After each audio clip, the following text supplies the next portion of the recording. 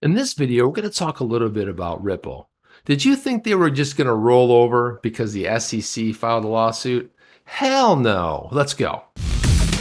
And now, the XRP Minute with Chip on the chain. Chip here with the XRP Minute. If it's your first time here, please like, subscribe, click that notification bell. That way you'll be notified anytime we drop a video. Also down below, you can find a link to our live channel. We live stream 6 days a week. So let's go ahead and dive in head first into the shallow end for maximum impact. Now, if you're not familiar with what Tranglo is, this is 40% stake was acquired by Ripple back in March. Now, it should have been a really big deal, though it really didn't get some of the fanfare that it should have. And I think a lot of that was clouded by stuff going on with the SEC and a lot of other distractions. But Tranglo powers cross-border payments for Australian payment specialist OmniPay. Let's take a closer look at this. So Tranglo announced it will power the cross-border payments of OmniPay across its global network. A payment solution specialist based in Australia, OmniPay is a huge presence and has a huge presence across all major Australian cities. The deal will allow OmniPay to gain access to Tranglo's local payment distribution channels, especially the Southeast Asian and Chinese markets. OmniPay will benefit from Tranglo Connect and the single access point and seamless integration. This comes as OmniPay seeks to enhance its local payment capabilities in the Australian market. In particular, Tranglo and OmniPay are working together to increase the accessibility and affordability of cross-border payments. Based on last year's figures, the Southeast Asian corridors of Indonesia, Vietnam, and the Philippines accounted for 56% of Tranglo's processed remittance. So this is a pretty big deal and a pretty huge deal. And Tranglo's already been doing quite a bit of business over there. So I really feel like this was an amazing acquisition. We saw what happened when, virtually when what happened with the whole MoneyGram sort of fell apart. And I think they just parted ways. Like, hey, you know what? Why don't we just kind of back off? You guys go your way, we'll go our way, and maybe we'll meet in the middle sometime in the future. But this was a really positive, and who knows how long it's been in the works for. But again, what's happening over in Asia, completely different than's happening in other parts of the world, especially the United States, where you've got a lot of clouded regulatory unclarity at the moment, and obviously the SEC lawsuit. So it's a little bit touch and go. Now, OmniPay founder and CEO Howard Yu said, hey, we're delighted to welcome Tranglo to our growing portfolio of partners.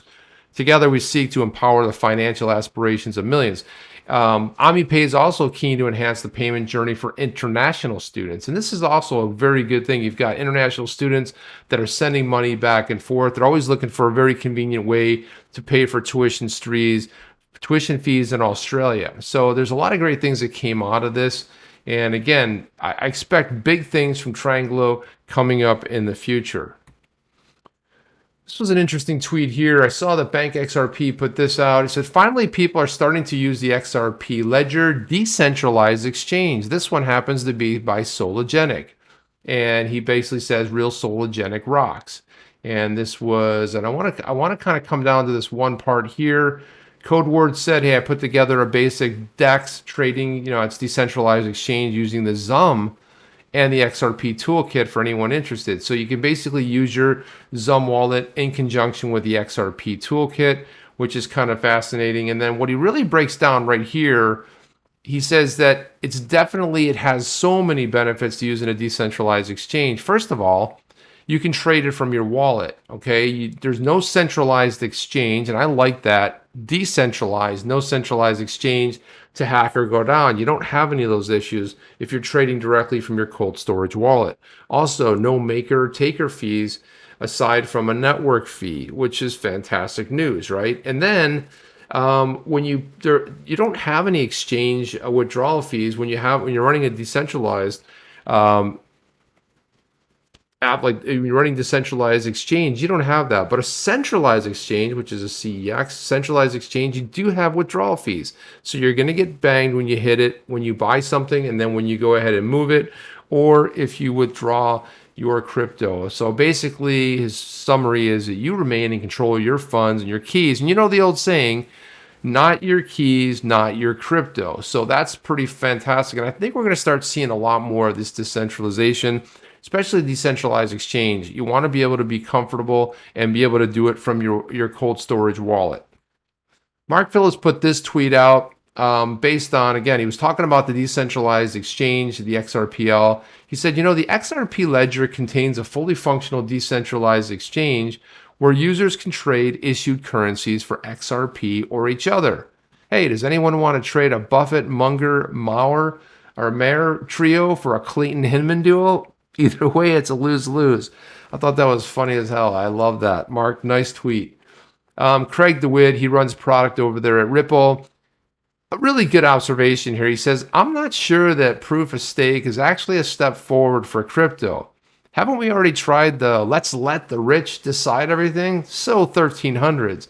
I always come back to an XRP type consensus as the viable approach. Digital democracy without the waste. And I will say that is extremely well said. And yeah, it is a little bit 1300s, if you will. Then we had this one here. XRP Crypto Wolf had tweeted this one out. He's talking about Visa and Visa outlining 5 ways that it's basically pushing its way into crypto. Number 1, they're helping you buy cryptocurrencies. 2, they're helping you spend cryptocurrencies. So you got the buy and sell side. Then number 3, basically crypto in your everyday finance. And then 4, settlement of crypto. And then 5, central bank digital currencies, better known as CBDCs. And John Deaton had this observation. He said, like I said earlier, someone better inform Warren Buffett and Charlie Munger that their investment in Visa might need to be reevaluated, considering they believe that cryptocurrency is not good for civilization. As you know, they were hating all over it, saying it was horrible, it was bad, it was just no good. I mean, there was like, I don't think they left any rock unturned with their disdain for Bitcoin or cryptocurrencies in general.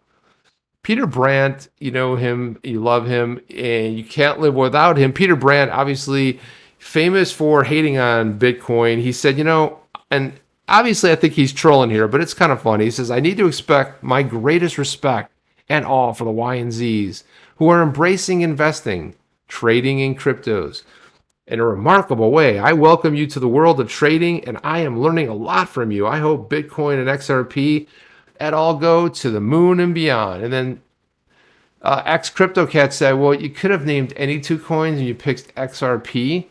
And then Brandt comes in and says, well, I ran into the available character limit. I've been harsh on XRPers, and they have proved me wrong. So there you go. Is he trolling? It sounds like a troll to me, but if he did come around, well, I would expect that at some point. I just don't think it's now. But anyway, it's pretty funny, humorous stuff. This one from Mr. Wonderful. Obviously, you know him better as Kevin O'Leary. He's on Shark Tank here in the States, but he's also a big-time investor.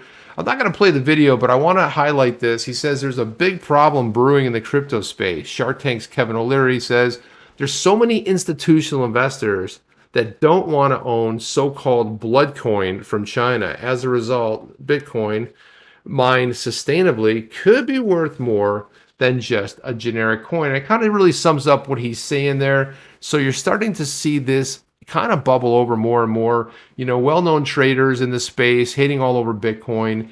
But essentially what Kevin O'Leary is saying here, it's not that he's not into crypto, because he is, but I think he's really pointing out the whole idea of what about institutionalized investors that just don't want to, do not want a coin that's obviously from China. And as a result, you got Bitcoin, but this other coin, using their native CBDC, something to look out for. Then we've got this, just in, this is from Blockworks. From the creator of CryptoPunks NFTs, which you've seen are more static images. Actually, these are very cool. Now comes Meebits. They sold $80 million of these today. And it looks like basically what it looks like is more of like a 3D version of the NFT punks. And then we have the dollar is down 99.994% in the last 10 years relative to Bitcoin. It's a very cool graphic right here, but if you look at the worth over the last 10 years, when you look at Bitcoin, and Bitcoin could be ubiquitous for almost any cryptocurrency, but you're looking at this, and obviously it's like a brand name, right? But look at cryptocurrencies in general. What's happening is you've got the dollar, US dollar, losing its value, hyperinflation happening over the course of 10 years, and down 99.994%. So why wouldn't somebody decide to take a chance and put $100 and watch that $100 turn into 150 and 250 or 350? You know what your USD turns into? You know what your banknote turns into in whatever country you're from? Turns into nothing. It might still be 100 units of it, but it buys less. So the value of it decreases over time. And so it just goes to show you a remarkable chart to show you how exciting this actually is. Now let's go to this one here. No one's happy to hear about a marriage coming to an end. The big news yesterday was Bill and Melinda Gates. Obviously, Bill Gates, very famous for the founder of Microsoft and creator of Windows. Bill Gates really, when this comes from Dr. Parikh Patel, he says, Bill Gates really went Control-Alt-Delete on his marriage. I thought that was a little funny because, of course, people are going to pile on with the funny things and the tweets and the memes. That's, of course, what's going to happen. And then finally here, Stephen the Bull Dieppe says, Melinda Gates, another very successful trader in history. Buy low, sell high. So basically, if you look down over here where Microsoft was, getting going 27 years ago, and then you follow it all the way up, started here, sell high. Obviously, that's a reference. That's a funny kind of a reference to what will end up inevitably happening, which is that she will end up with a portion. You remember Jeff Bezos? He went through the big divorce. I don't think his wife lost any sleep over it because she became multi-billion-dollar rich overnight. I'm pretty sure Melinda Gates will find the same sort of fortune, if not more, because of this going away. But they've asked for people to kind of just chill and relax a little bit and give them a little bit of space. And I certainly understand that. Again, if it's your first time here, like, subscribe, click that notification bell and the link below where you can go over and subscribe to our live channel. We basically stream 6 times a week. And also, too, if you would like, I'd like to know what your take is. My take, I explained it to you, man. I gave you my take. I want to know what's your take. What's your take? Let me know down below. Leave a comment. Let me know what you're thinking. What did you like? What didn't you like? And also, what are your thoughts about what's going on in the crypto space? Are you bullish? Are you bearish? Do you think it's going to make a recovery? We see a little bit of dips here and there. Are you okay with it? Let me know. I'll see you on the next one. Chip out. Are you down with OTC? Please like, subscribe, and click the bell to be notified when the next video drops.